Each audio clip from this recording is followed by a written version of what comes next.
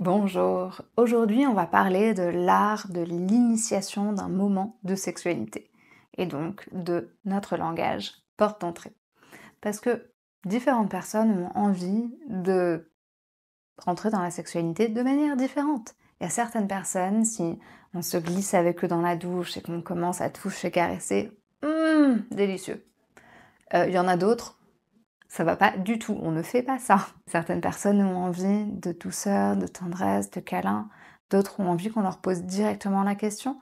Chérie, est-ce que tu as envie de faire l'amour? Moi j'ai envie de ci, envie de ça. Il y en a d'autres qui... Enfin, en fait, il y a une multiplicité d'approches. Et le truc, c'est que, et c'est pour ça que je l'ai appelé langage porte d'entrée. Parce que, imaginez la sexualité comme une maison. Pour rentrer, on a besoin de toquer à la porte et puis d'ouvrir la porte. Mais si on ne toque pas à la porte, qu'on toque à la fenêtre, qu'on toque pas à la bonne porte, qu'on toque chez le voisin, on va pas là où on a besoin d'aller. Si votre langage porte d'entrée, c'est l'émotionnel, que vous avez besoin de vous sentir en lien, de vous sentir proche, de vous sentir uni, de sentir que vous êtes vraiment accueilli et accepté dans vos émotions, et que votre partenaire vient et vous glisse la main entre les fesses, ça va marcher. Ça va au contraire plutôt vous figer et vous bloquer. Votre partenaire n'a pas toqué à la bonne porte. Et du coup, tout l'art de l'initiation, c'est de découvrir quel est mon langage porte d'entrée. Quel est celui qui fait que on s'ouvre.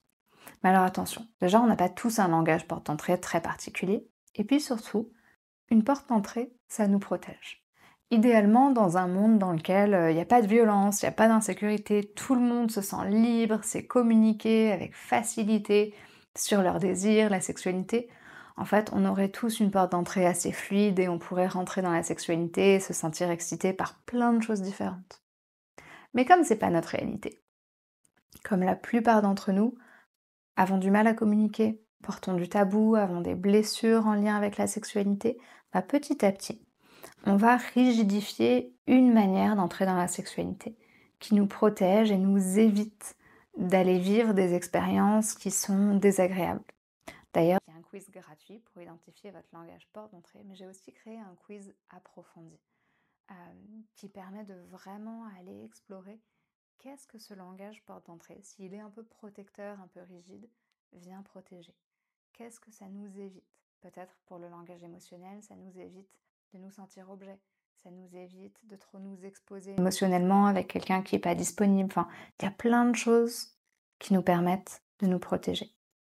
Mais l'idée pour se sentir libre, c'est de ne plus être en protection, et donc en mode survie, mais vraiment de développer nos compétences dans tous les langages pour pouvoir répondre à ses besoins et pouvoir vivre une forme de fluidité dans la sexualité. Dites-moi si tout ça vous parle en commentaire. N'oubliez pas de vous abonner à la chaîne pour ne rien manquer des prochaines vidéos, de cliquer sur la petite cloche pour recevoir les notifications des prochaines vidéos. Et puis vous trouverez dans la description le lien du livre Les 5 langages sexuels, du quiz gratuit, puis du quiz approfondi si vous avez envie d'aller plus loin pour vraiment avoir des clés qui vont vous aider.